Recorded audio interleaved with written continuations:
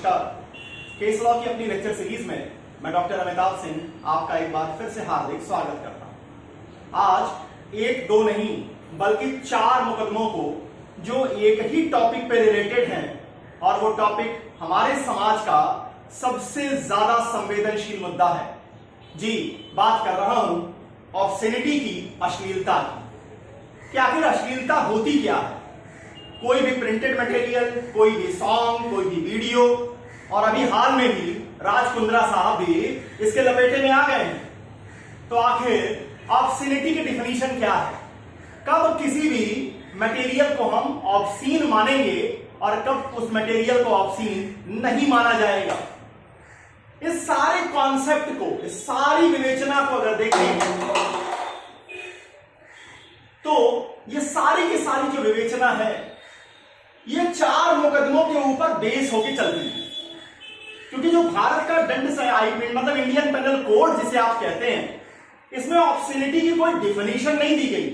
Section बताया गया है 292, 292A एंड 293, 294 ऑनवर्ड्स, जो ये बताता है वहां 20 साल की बात की गई है। 20 साल से छोटे उम्र के अगर किसी भी व्यक्ति को आप ऐसा कोई मटेरियल या सॉन्ग या इस तरीके की चीजें बेच रहे हैं, पब्लिश कर रहे हैं, प्रोवाइड कर रहे हैं, आप रिस्पॉन्सिबल होंगे ऑब्ससीनिटी के लिए। लेकिन ऑब्ससीनिटी क्या है, इसकी कोई परिभाषा नहीं है। तो आखिर कैसे डिटरमाइन करते हैं? यहां 4 मुकदमे हैं। पहला मुकदमा जहां से हमने इंपोर्ट किया है चीजों को, वो जस्टिस कॉकबर्न के द्वारा डिसाइड किया हुआ आर वर्सेस हिकलिन की केस है। ध्यान दीजिएगा, जो भी लोग मास्टर डिग्री के स्टूडेंट हैं या मेंस की अपनी कॉपी लिख रहे हैं, वो एक बात हमेशा याद रख के जाइए कि सिर्फ बेयर टेक्स्ट मत लिखिए, उससे कुछ नहीं होगा। बेयर टेक्स्ट की एनालिसिस के साथ साथ कुछ और चीजें जोड़िए अगर आप अपने कंपटीटर से थोड़ा अंतर बनाना चाहते हैं। तो यहां वो अंतर बनाएगा आर वर्सेस हिकलिन की केस, जो कि इंग्लैंड से आई और जिसके कॉन्सेप्ट को हमने इंपोर्ट किया। हमारे यहां कौन कौन सी केसेस हैं? हमारे यहां 3 बहुत महत्वपूर्ण केसेस हैं। पहली केस है रंजीत डी उढ़ैसी की, स्टेट ऑफ महाराष्ट्र के साथ 1965 की केस है। ये केस को हम लेडी चैटरलीज लवर केस के नाम से भी जानते हैं। यहां एक किताब थी लेडी चैटरलीज लवर, जिसको लेकर के सारा डिस्प्यूट उठा था।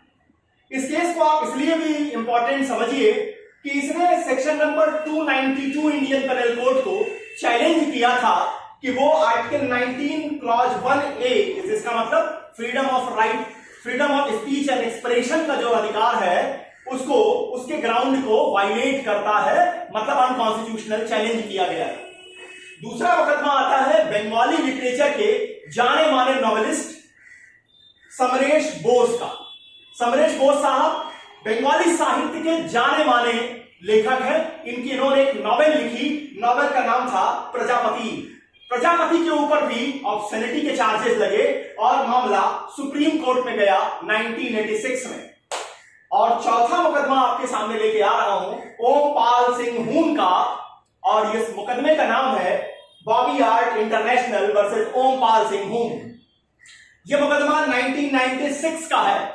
वास्तव में यह केस फूलन देवी के रिटेलिएशन की केस थी कि किस तरीके से फूलन देवी ने रिटेलिएट किया सिस्टम के खिलाफ, और केस बनी, यह पिक्चर बनी बैंडिट क्वीन। और बैंडिट क्वीन को दिल्ली हाईकोर्ट ने प्रदर्शन से बैन कर दिया था ऑब्ससीनिटी के ग्राउंड पर। मामला सुप्रीम कोर्ट के दरवाजे पहुंच गया, जहां पर उन्होंने बहुत गजब की विवेचना की है जातिवाद की, कुरीतियों की, और क्यों उन्होंने बैन हटाया इस बात की। इसकी भी चर्चा करेंगे। शुरू करते हैं the leading cases related to obscenity. अब जैसे ही हम अश्लील शब्द का इस्तेमाल करते हैं, आप समाचार पत्रों में इस तरीके की चीजें भरी पड़ी है क्या कि 2 युवक या जो मान लीजिए एक कपल जो है वो किस हालत में मिले? संदिग्ध हालत में मिले। अब ये जो संदिग्धता की क्या परिभाषा है, इसकी कोई परिभाषा ना पुलिस डिपार्टमेंट दे पाता है, ना ही न्यायालय से जुड़े हुए लोग दे पाते हैं। इसी तरह से इतना ही ज्यादा बहुचर्चित शब्द है जिसे हम अश्लील कहते हैं कि वो बड़ा अश्लील गाते हैं, वो बड़ा अश्लील बोलते हैं, वो बड़ा अश्लील लिखते हैं। अश्लीलता का मतलब क्या, ये तो समझाइए। तो भारत में इंडियन पेनल कोड में कहीं कोई सेक्शन ऐसा नहीं है जो अश्लीलता को परिभाषित करता हो, बताता हो कि आखिर ऑब्ससेनिटी कहते किसे हैं, इसके पैरामीटर क्या हैं, ऐसा कुछ भी डिफाइन नहीं किया गया। सेक्शन है 292 है, 292A है, 293 है, पनिश करने की बात करता है। यहां जब आप पढ़ेंगे तो एक और इंटरेस्टिंग फैक्ट आपको नजर आएगा। इंडियन पेनल कोड में अगर आप देखेंगे तो ऑफेंस करने के लिए जो एलिजिबिलिटी एज है वो 7 ईयर है। 12 साल तक भी आपको थोड़ी छूट मिलती है। 12 साल के बाद जो है ये मान लीजिए कि आप जो है ऑफेंस करने के लिए भी फुल कैपेबल मान लिए जाते हैं। कॉन्ट्रैक्ट करने के लिए 18 साल है, अगर आपके गार्जियन है तो 21 साल है। लेकिन जब आप ऑब्ससीनिटी को पढ़ेंगे तो यहां अगर आपकी उम्र 20 साल से कम है और आपको ऐसा कोई मटेरियल दिया गया है, पब्लिश किया गया है, प्रिंट फॉर्म में किसी भी तरह से दिया गया, तो देने वाला व्यक्ति लायबल हो जाएगा सेक्शन 293 में। तो एक अलग एज आएगी, बिलो 20 ईयर्स ऑफ एज। इस सारी चीजों की डिटेल विवेचना करने के लिए इंडियन पेनल कोड के अपने लेक्चर सीरीज को लेकर के 15 अगस्त 2021 की शाम 5:30 PM से प्रीमियर सीरीज के अंतर्गत उसको लेके आ रहा हूं। वहां इंडियन पेनल कोड की सेक्शन नंबर 76 से लेकर 511 तक की फुल एनालिसिस की जाएगी। आइए वापस आते हैं। अब बात उठती है कि आखिर ऑब्ससेनिटी है क्या। तो ऑब्ससेनिटी के कॉन्सेप्ट को क्या हमने कहीं से इंपोर्ट किया है? सॉरी, जी हाँ, हमने इस कॉन्सेप्ट को इंपोर्ट किया है इंग्लिश लॉ से, और केस का नाम है R versus Hicklin. R versus Hicklin के केस में जस्टिस कॉकबर्न ने एक पब्लिक मोरालिटी या सोशल मोरालिटी का नोशन डिस्क्राइब किया है। उसका क्या मतलब? जस्टिस कॉकबर्न ने कहा कि जब किसी भी पब्लिकेशन को, किसी सॉन्ग को, किसी वीडियो को, किसी भी तरीके के प्रेजेंटेशन को, अगर हमें यह देखना है कि वो ऑब्सीन है या नहीं है, ऑब्सीन है या नहीं है, तो हमें देखना पड़ेगा कि आखिर वो जो पब्लिकेशन दी जा रही है, वो जो मटेरियल है, वो किनके हाथों में है, उसे पढ़ने वाला कौन है, उसे सुनने वाला कौन है, उसे देखने वाला कौन है, और उसके मोरालिटी के हिसाब से, उसके इंटरप्रिटेशन के हिसाब से हम ये देखेंगे कि क्या ये चीज ऑब्सीन है या नहीं। वहां उन्होंने ये कॉन्सेप्ट दिया कि अगर मान लीजिए ऐसी कोई भी पब्लिकेशन है जो कि लेवेशियस नेचर की है, जो कि इशारा कर रही है लस्ट की ओर, जो इंस्टिगेट कर रही है, इंटाइस कर रही है सेक्सुअल एक्टिविटीज की ओर, तो इन सारी चीजों को हम क्या पब्लिक मोरालिटी के ग्राउंड पे, सोशल मोरालिटी के ग्राउंड पर चेक करेंगे और उन्हें हम ऑब्सीन डिक्लेयर कर देंगे। अब इस कॉन्सेप्ट को भारत में इंपोर्ट कर लिया गया। जब इंपोर्ट कर लिया गया तो इंटरप्रिटेशन का मौका मिला। सुप्रीम कोर्ट को यह मौका सबसे पहले मिलता है रंजीत डी उढ़ेसी के केस में। स्टेट ऑफ महाराष्ट्र की केस है 1965 सुप्रीम कोर्ट। हुआ क्या था यहां पर? रंजीत डी उढ़ेसी जो है वो 4 पार्टनर्स में से एक पार्टनर थे। किस चीज के पार्टनर थे ये मुंबई में एक हैप्पी बुक स्टॉल चलाते थे। जो 4 लोगों की पार्टनरशिप फर्म थी जिसमें 4 पार्टनर थे, ये एक बुक स्टॉल चलती थी। इसी में से एक रंजीत डी उढ़ेसी है। यहां पर इस स्टॉल से एक किताब बरामद की गई, सीज की गई। किताब का नाम था लेडी चैटर्जीज लवर, और कहा गया कि यह ऑब्सीन किताब है, और ऑब्सीन किताब चूंकि आपकी कस्टडी में मिली है तो ये केस फाइल हुई 292 इंडियन पेनल कोड में। निचली कोर्ट मतलब ट्रायल कोर्ट में कन्विक्शन दी गई, हाई कोर्ट ने कन्विक्शन को अपहेल्ड कर दिया। मामला सुप्रीम कोर्ट पहुंचा। इस मामले को आप ऐसे समझिएगा कि यह मामला बहुत इंटरेस्टिंग इसलिए हुआ, यह लीडिंग इसलिए हुआ कि यहां पर आर्टिकल 19 क्लॉज 1A को उठाया गया। तर्क दिया गया कि जो सेक्शन 292 ऑब्ससेनिटी की बात कर रहा है, यह वायलेशन करता है freedom of right to speech and expression का। उस पर क्या कहा जस्टिस हिदायतुल्लाह ने, वो देखिए।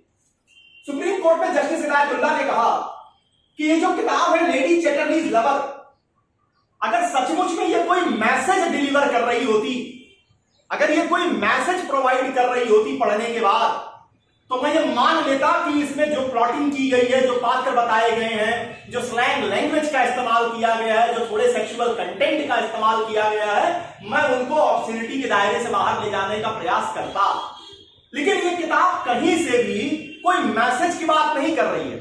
ये किताब अपने पाठक के दिमाग में सिर्फ एक बात डाल रही है, लेवेशियस चीजों की, लस्ट की, सेक्स की, स्लैंग लैंग्वेजेस की, सिर्फ इन्हीं की ओर इशारा कर रही है और वहां पर जस्टिस हिदायतुल्लाह ने भी उस सजा को बरकरार रखा। अब आइए संवैधानिक पोर्शन। यहां पर रंजीत डी उठैसी की ओर से तर्क दिया गया कि सेक्शन 292 आईपीसी ऑब्ससेनिटी को जो पनिश कर रही है, यह आर्टिकल 19 क्लॉज 1A का वायलेशन है, freedom of speech and expression की बात करता है। अब यहां पर जस्टिस हिदायतुल्लाह ने कहा कि यह मैं मानता हूं कि फ्री स्पीच और एक्सप्रेशन जो होता है वो किसी भी डेमोक्रेसी की सबसे बड़ी आधारशिला है। इसके बिना डेमोक्रेसी की आप कल्पना कर ही नहीं सकते। उसके बाद उन्होंने कहा कि यह मैं मानता हूं कि किसी भी पॉलिटिकल डेवलपमेंट के लिए, किसी भी सोशल डेवलपमेंट के लिए और नॉलेज के डेवलपमेंट के लिए, नॉलेज के साइंटिफिक टेम्परामेंट के डेवलपमेंट के लिए अगर कोई चीज सबसे ज्यादा जरूरी है तो वो फ्री स्पीच एंड एक्सप्रेशन। लेकिन यह अनरिस्ट्रिक्टेड फंडामेंटल राइट नहीं है। आर्टिकल 19 क्लॉज 2 के अंतर्गत ही इसमें ग्राउंड्स बताए गए हैं जिनके ऊपर यहां पर रिस्ट्रिक्शन लगाए जा सकते हैं। वो रिस्ट्रिक्शन क्या हो सकती है? भारत की सुरक्षा, एकता, अखंडता के ग्राउंड पे हो सकती है, पब्लिक डिसेंसी के नाम पर हो सकती है, पब्लिक मोरालिटी के नाम पर हो सकती है। तो यहां सुप्रीम कोर्ट ने खुद कहा कि आर्टिकल 19 क्लॉज 2 में जहां रिस्ट्रिक्शंस बताए गए हैं, पब्लिक डिसेंसी की जहां रिस्ट्रिक्शंस बताई गई है, जब आप सेक्शन 292 को पढ़ेंगे तो सेक्शन 292 इंडियन पेनल कोड उसी डिसेंसी को प्रिवेल कराने की बात कर रहा है। इस कारण से इंडियन पेनल कोड सेक्शन 292 जो है ये अनकॉन्स्टिट्यूशनल नहीं है आर्टिकल 19 क्लॉज 1A के ग्राउंड में। अब आइए आगे। अब इसके बाद आते हैं सेकंड या थर्ड केस कहिए आज की। केस का नाम है समरेश बोस वर्सेस अमल मित्रा। ये एक और इंटरेस्टिंग मुकदमा आया। मुकदमा 1986 सुप्रीम कोर्ट पहुंचा। बंगाली लिटरेचर के एक जाने माने साहित्यकार हैं जिनका नाम समरेश बोस। इन्होंने एक नॉवेल लिखी। नॉवेल एक सामाजिक कुरीति को लेकर लिखी गई थी, महिलाओं की स्थिति को लेकर लिखी गई थी और नॉवेल का नाम था प्रजापति। इस प्रजापति नॉवेल को कहा गया कि यह ऑब्सीन है। इसके लिए यहां इनका कन्विक्शन किया गया। हाई कोर्ट ने भी सेम चीज को फॉलो किया। मामला सुप्रीम कोर्ट पहुंचता है और सुप्रीम कोर्ट ने यहां व्यापक तरीके से बड़े विस्तृत पैमाने पर इंटरप्रिटेशन की। सुप्रीम कोर्ट में जस्टिसेस ने यह निर्धारित किया कि जब भी कोई पब्लिश मटेरियल, जब भी कोई चीज जिसका आप निर्धारण कर रहे हैं कि वो ऑब्सीन है या नहीं, तो सबसे पहले जज को यह चाहिए कि वो लेखक की जगह पे बैठ जाए। मतलब वो राइटर कहना क्या चाहता है, वो अपनी स्टोरी से क्या मैसेज देना चाहता है, कौन से मैसेज को वो कम्युनिकेट कर रहा है अपने पाठकों के साथ, अपने रीडर्स के साथ। सबसे पहले आप कहां जाके बैठिए, जाकर बैठिए उस राइटर की जगह पर। और अगर राइटर अपने मैसेज को डिलीवर करने के लिए, राइटर अपने मैसेज को इफेक्टिवली पहुंचाने के लिए अगर प्लॉट्स का इस्तेमाल कर रहा है, थोड़े स्लैंग लैंग्वेजेस का भी इस्तेमाल कर रहा है, कुछ इसमें सेक्सुअल कंटेंट भी आ रहे हैं, कुछ इसमें बाकी चीजें भी अगर आ रही हैं, इन सारी चीजों को इकट्ठा मिला के जब आप मैसेज के साथ देखेंगे तब डिटरमाइन कीजिए। इसके बाद कहा कि जज को यह चाहिए कि जज अपने आप को उन सारे रीडर्स ग्रुप की जगह भी ले आकर के रखें।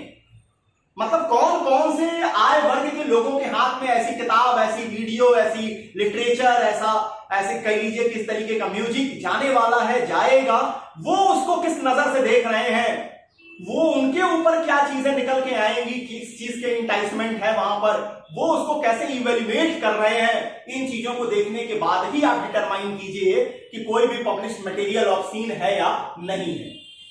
अब यहां पर सरकार की ओर से कह लीजिए जो तर्क दिया गया था वो एडोसेंस एज का दिया गया था, जिसको कोर्ट ने क्वैश किया और कहा कि अगर हम इस तरीके से मान लें कि एडोसेंस एज के लोगों को कुछ भी जानने का अधिकार नहीं है, अगर हम आप ये कहना चाहते हैं कि हर चीज एडोसेंस एज के हिसाब से चीजों को देखेंगे, तो फिर हम सुप्रीम कोर्ट के रूप में हमें यह कहना पड़ेगा कि एडोसेंस एज के जितने भी लोग हैं उन्हें केवल धार्मिक किताबें पढ़नी चाहिए। और यहां बड़ी खूबसूरती के साथ सुप्रीम कोर्ट ने एक लाइन डिस्कस की है कि देखिए अपने आप में कोई चीज ऑब्सीन नहीं होती है, यह डिपेंड करता है कि आखिर इसका इस्तेमाल कहां किया जा रहा है। फॉर एग्जाम्पल, इसको एक एग्जाम्पल से भी मैं आपको समझाऊं कि एक साहित्य, एक लिटरेचर, एक ये मान लीजिए कि एक केस की एनालिसिस जो कि एक मेडिकल साइंस के स्टूडेंट के लिए है, एक फीमेल नेकेड बॉडी की एनालिसिस एक जो है मेडिकल साइंस का जो स्टूडेंट देख रहा है, जो पढ़ रहा है, जो कर रहा है, वो उसके लिए ऑब्सीन नहीं है। लेकिन हम जब उसी चीज को पॉलिटिकल साइंस के स्टूडेंट के लिए देख लें तो वो ऑब्सीन हो जाएगी। तो ऑब्सेनिटी इस बात पर निर्भर करेगी कि आखिर उसे देखने, सुनने, समझने वाला कौन है, वो ग्रुप कौन सा है। तो यहां पर समरेश बोस को एक्विटल दी गई। इनकी किताब प्रजापति को जो ऑब्सीन कही जा रही थी उसको हटाया सुप्रीम कोर्ट ने। सुप्रीम कोर्ट ने कहा कि जब आप, ये एक सामाजिक कुरीति को लेकर लिखी गई नॉवेल है और उस कुरीति का मतलब वो उसकी कहां तक थी, उसकी रीच कहां थी, उसका इफेक्ट क्या आ रहा था लोगों पर, यह समझाने के लिए समरेश बोस ने थोड़े स्लैंग लैंग्वेज का इस्तेमाल किया है, कुछ इस तरीके की सीन्स को क्रिएट किया है, लेकिन ये कहीं से भी इंटाइसमेंट देने के लिए नहीं है, लस्ट के लिए, लेवेशियस एक्टिविटीज के लिए। ये तो मैसेज डिलीवर करने के लिए लेखक के द्वारा उठाया गया तरीका है और इसको सुप्रीम कोर्ट ने जस्टिफाई कर दिया, कहा यह ऑब्सीन नहीं। अब आ जाइए, अब आते हैं उस मुकदमे के ऊपर जिसमें भारत में सबसे ज्यादा हो हल्ला मचा। पिक्चर का नाम था बैंडिट क्वीन और यह कहानी थी फूलन देवी की। फूलन देवी जो भारतीय समाज में फैले जातिवाद से ग्रस्त हुई। जातिवाद के कारण एक नारी जिसकी अस्मिता लूटी गई, जिसका पूरा स्ट्रक्चर ब्रेक किया और उसके बाद वो खड़ी होती है रिटेलिएट करने के लिए। पिक्चर बनी बैंडिट क्वीन, जिसको हाईकोर्ट, दिल्ली हाईकोर्ट ने बैन कर दिया, प्रदर्शन पे बैन लगा दिया ऑब्सेनिटी के नाम पर। मामला सुप्रीम कोर्ट पहुंचा। केस का नाम था Bobby art international versus Ompal Singh पून। अब यहां पर फिर वही चर्चा सुप्रीम कोर्ट ने उठाई। सुप्रीम कोर्ट ने कहा कि जरा इस कहानी को समझिए। अब यहां पर चैलेंज किया गया कि भाई साहब ये सामाजिक कुरीति दिखा रहे हैं। तो कोर्ट ने कहा कि क्या गलत कर रहे हैं? अगर आपके समाज में कुरीति है, अगर उसको प्रदर्शित किया जा रहा है तो इसमें कहीं से भी ऑब्सेनिटी नहीं है। और जरा समझिएगा इस पिक्चर ने क्या किया, इस पिक्चर ने दिखाया क्या। इस पिक्चर ने भारत में व्याप्त जो कास्ट सिस्टम है, जो कास्ट की पॉलिटिक्स है, उसको हाईलाइट करने का प्रयास किया है और यहां बड़ी खूबसूरती के साथ इन्होंने दिखाया। ठीक है, सुप्रीम कोर्ट ने भी कहा कि इसमें स्लैंग लैंग्वेजेस का इस्तेमाल किया गया है, कई जगहों पर नेकेड सीन्स है, कई रेप सीन्स का इस्तेमाल है। एक ऐसी भी सीन आती है जहां पर फूलन देवी को नेकेड तरीके से जाकर के गांव के बीच में जो कुआं है उससे पानी लेने के लिए विवश किया जाता है। उसकी पूरी पर्सनालिटी ब्रेकअप होते हुए दिखाई जाती है। एक फीमेल का फ्रस्ट्रेशन दिखता है और उसके बाद वो लड़की, वो औरत खड़ी होती है अपना बदला लेने के लिए, अपने साथ हुए इनजस्टिस को कह लीजिए रिटेलिएट करने के लिए। उसके पास ऑप्शन क्या था? जब सिस्टम आपके विरोध में हो, जब सिस्टम भी आपका सपोर्ट ना कर रहा हो, जब कास्ट और रिलीजन के नाम पर आपका वायलेशन किया जा रहा हो, तब वहां पर उसने जो रिटेलिएशन की है उस कहानी को दिखाया गया है बैंडिट क्वीन पिक्चर में। और सुप्रीम कोर्ट ने यहां कहा कि कहीं से भी इस पिक्चर को देखने के बाद ये इंटाइसमेंट नहीं आती रेप की एक्टिविटीज की ओर या लस्ट की एक्टिविटीज की ओर, बल्कि एक ये मैसेज आता है इस पिक्चर को देखने के बाद, एक सिंपैथी खड़ी हो जाती है जनता के बीच में फूलन देवी को लेकर के कि वास्तव में इस महिला के साथ जो हुआ था वो गलत था, वो कहीं से भी न्यायोचित नहीं माना जा सकता है। और तो यहां ये जो मैसेज है, जो मैसेज डिलीवर किया जा रहा है, उस मैसेज को देखिए ध्यान से। अब जरा कास्ट सिस्टम को समझिए। भारत में ये अद्भुत बीमारी है, गजब की बीमारी है। मतलब हर आदमी इस कह लीजिए कि ऐसे ऐसे पागल हमारे देश में पाए जाते हैं। हम ठाकुर हैं, हम ब्राह्मण हैं, हम भूमियार हैं, हम फलाने हैं, हम जिनका हैं। लेकिन व्यक्तिगत तौर से मैं आपको बताऊं, एक एक्सपेरिमेंट में पिछले 10-12 सालों से कर रहा हूं। जो भी विद्यार्थी मुझसे मिलते हैं या जिनके भी टच में मैं आता हूं, उनसे मैं एक सवाल जरूर पूछता हूं कि आप अपना जरा नाम बता दीजिए। वो अपना नाम बताते हैं। फिर मैं कहता हूं अपने पिताजी का नाम बताइए, बता देते हैं। फिर मैं कहता हूं अपने दादाजी का नाम बताइए, वो भी वो बता देते हैं।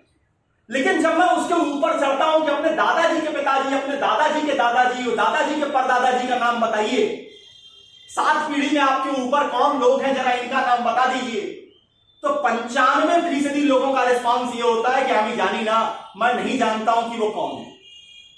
फिर मैं उनसे यही कहता हूं कि जब आपको ये पता ही नहीं है कि आप रिप्रेजेंटेशन किसका कर रहे हैं, आप किसकी उपस्थिति दर्ज करा रहे हैं, तो इतना टेंशन किस बात का है कि आप ब्राह्मण हैं, आप ठाकुर हैं, आप यादव हैं और आप फलाने हैं, आप जिनका हैं या कोई भी। ये जो कास्ट की कुरीति है, जरा समझिएगा कि यहां कास्ट सिस्टम जो है, इसने इस देश का जितना बुरा किया है, उतना ही शायद दूसरी कोई सामाजिक कुरीति मुझे नहीं दिखाई देती जितना इसने इस देश को बर्बाद कर रखा है। तो सामाजिक कुरीतियों को अगर हाईलाइट करते हुए कुछ चीजें लिखी जाती हैं, प्रदर्शित की जाती हैं, दिखाई जाती हैं, समझाई जाती हैं, और उसमें इवेंट्स का सहारा लिया जाता है, तो हो सकता है कि वो इवेंट्स में स्लैंग लैंग्वेज आए, हो सकता है उस इवेंट में रेप के सीन्स आए, कुछ ऐसी सीन्स आए जो न्यूडिलिटी से रिलेटेड हो, फिर भी आप कंप्लीट मैसेज को देखते हुए ये समझेंगे कि वो पिक्चर, वो उपन्यास, वो लिखी गई कहानी, वो कविता, वो दिया गया बयान, वो दी गई रिकॉर्डिंग कहीं से भी ऑब्सीन है या नहीं है। तो ऑब्सेनिटी को समझने में आपको ये चारों केसेस काफी हद तक मदद करेंगे।